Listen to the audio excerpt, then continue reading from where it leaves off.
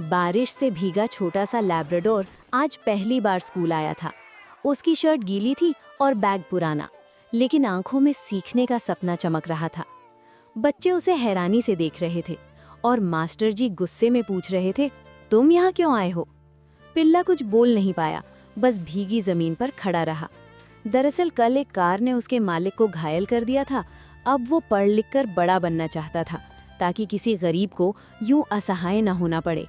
उसकी खामोश आंखों ने सबका दिल पिघला दिया और मास्टर जी ने उसे प्यार से अंदर बैठा लिया।